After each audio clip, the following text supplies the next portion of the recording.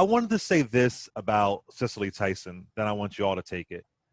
I think for me, I think about so many things when I think of her legacy and her work. And there's talk of her being a woman and being a Black woman. But I also think it's important to talk about her being a dark-skinned Black woman. Mhm.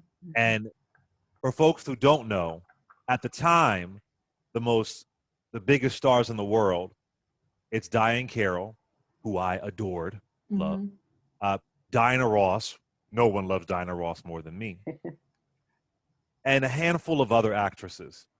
And of course, Dorothy Dandridge, who passed away, Mhm. in I think 1962 or three. She's the first Black woman to get an Oscar nomination.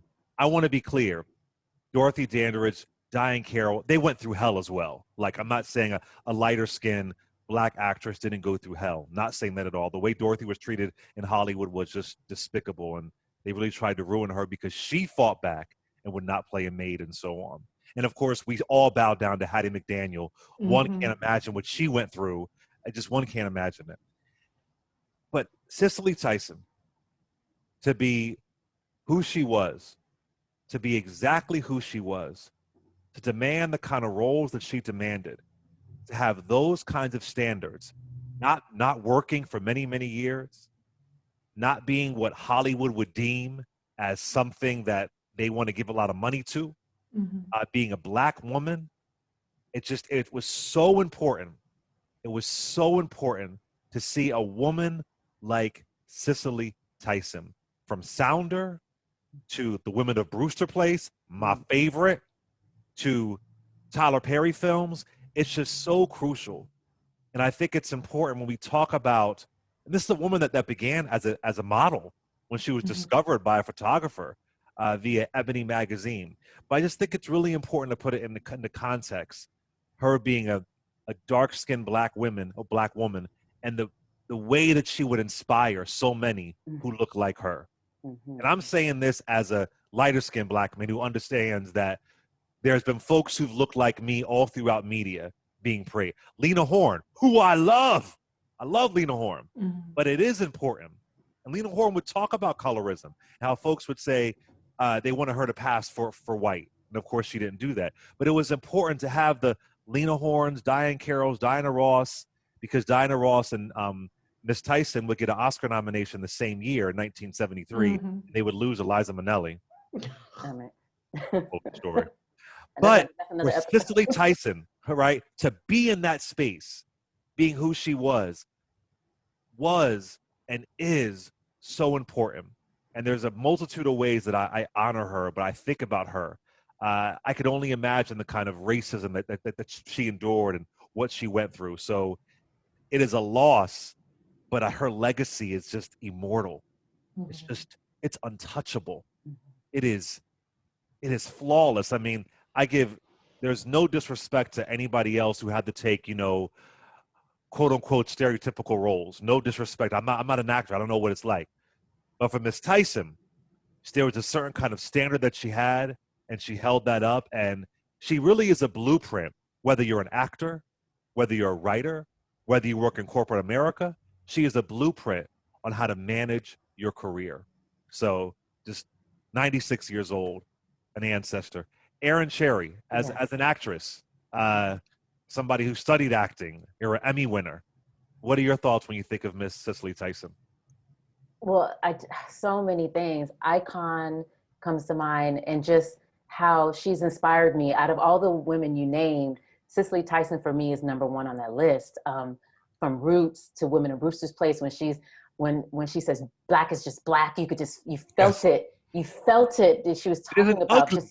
just you saw the pain and the hurt that she has gone through, not just as a character but just as the actress, to get to that point. And so when she said those words, she meant it. I felt it to my bones, and the chill. And seeing her at Trip to Bountiful on Broadway, I saw it twice. I The saw first too. time I cried through the whole thing, because the minute she walked out, I just started crying. And then I had to go back to see it so I can just listen to what she was saying, because the first time I wasn't listening. I was just in awe, because since I was a kid and my mother introduced her into our home, I just always wanted to see her on stage, and never had the opportunity to meet her. But I literally I'm still brokenhearted. I cried so many tears yesterday, and I just bought her book. I just gone online and bought her book, and then I heard the news, and I was just like, oh my gosh. Reese, your thoughts? Yeah, I was taping Roland yesterday, Yeah. and in the middle of the Live. show, we get this news. So I definitely had to help hold it together, but it was just really remarkable because, you know, Roland, he takes out his Rolodex. And so he had Susan Taylor on there. He had Danny Glover and Maxwell and Erica Ash and Kim Fields and just all of these people that immediately rushed to give their testimony about how incredible she was. He played her speech at the CARES mentoring thing. And just what really stood out to me, of course, she's an icon. Of course, she's exceedingly talented. She's without peer in that regard. But what really stood out to me is as a Black woman, to see another Black woman with her power continuously speak light and love and light into Black women and to Black children. She was very much into education and philanthropy work and when it came to children. And so I think that just as a person, outside of what we know of her talents, she was a kind woman and she was a confident woman, and she brought that aura with her, and she impacted people on a very deeply personal level. And so I just really appreciate her spirit and just that. And I said this on Roland, so I hate to reuse what I said, but you know, there's so many people that want to be the chosen one, the one that's the designated, you know, it girl or whatever the situation may be. But she made it a point to really reach back and to mentor other actresses and other people, you know, Black women in the community. And so that's what I really want to celebrate. The last thing I'll say is that it's really heartening to me as much as we're all saddened by her passing, that she did get her flowers while she was here, and that she knew how much she was beloved and cherished throughout our entire culture, throughout our society. She had just gotten 2 years ago, I think she got the honorary Oscar. She just got inducted into the Television Hall of Fame just last year. I don't know what the hell people were waiting for because she was in her 90s. Yes. You know, but she got there, and she unquestionably had to know how much she was just loved by so many people, and her legacy is just going to be enduring. Mm-hmm. I agree. And she got the star on the Walk of Fame, right? Yeah, exactly. Women of Brewster Place. And it's a scene of her with Robin Givens. And Robin Givens' character is Kiswana, but her real name is Melanie. And she changed her name to Kiswana because she wanted to somehow find and delve into her African roots. And I this is my first memory of Cicely Tyson. So this comes out, I'm 11 or 12 years old. And so, you know, I may have seen Roots, but the real memory of it, I was too young when Roots came out. My actual memory of it is seeing her in this and just how powerful this one scene was. It's literally just about 5 minutes, and really understanding how impactful an actor can be in a 5-minute scene. And later on, y'all may not know, I went to Overbrook High School in West Philadelphia, but then I transferred to an art school, and I was a theater major. And I would study this scene because it was just so powerful to me. And also shout out to Gloria Naylor, who wrote the book, Brewster Place. But the analysis of Blackness and what Black is and how Black operates and the way that she was able to deliver that, it was just so powerful to me. It just moved my soul. Erin, as an actress, can you just break down that scene? Just break down the delivery of that scene of Miss Tyson and Women of Brewster Place. It was what I was saying earlier about how she brought all of herself to that moment. One of the things as artists, as actors, that we aspire to do is bring ourselves to the humanity of the character that we're playing. And you could tell that she read that script, read that character, and knew who that person was. And she brought 100% of herself to that character and to that scene.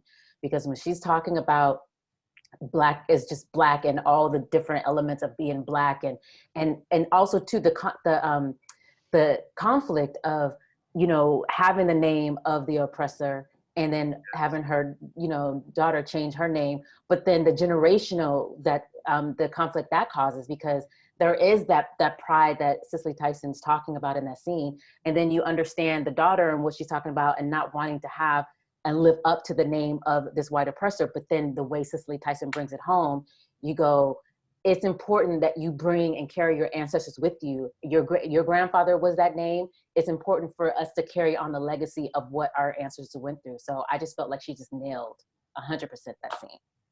Yeah, it was really incredible. You know, it's interesting, Reese. You know, one thing that and if I'm wrong, correct me. One thing that I appreciate about Miss Tyson, I feel like she was 100% comfortable and proud to be rooted in the Black community. Right. Mm-hmm. I doubt she was in tears or heartbroken. I doubt it. That whether or not she got an Oscar, you know, for an actual film, like when she lost to Liza Minnelli for, you know, Liza Minnelli was in Cabaret. Was it Cabaret or was it A Star Is Born? It doesn't matter. Well, you know, Miss Tyson doing being in Sounder, but she was totally rooted and embracing the Black community. And I can recall for all the critiques that people try and give of Tyler Perry. Mm-hmm. I think we can all say that in many ways, Mr. Tyler Perry introduced her to a new audience. Right. For all the ways that folks want to chop Tyler Perry up, he introduced her, and she talked about in depth how Tyler Perry was one of the first people to properly pay her Mm-hmm. for her work, right? Yeah. So you have someone like, and I think of Cicely Tyson, I think of Jennifer Lewis. Mm-hmm. How great is it when, and you were talking on Roland Martin's show, you were talking about this, just this aspiration to be on the other side, to Yeah. quote unquote cross over. And here Mm-hmm. was Ms. Tyson, who was successful and proud to be rooted in our community. Can you speak to that?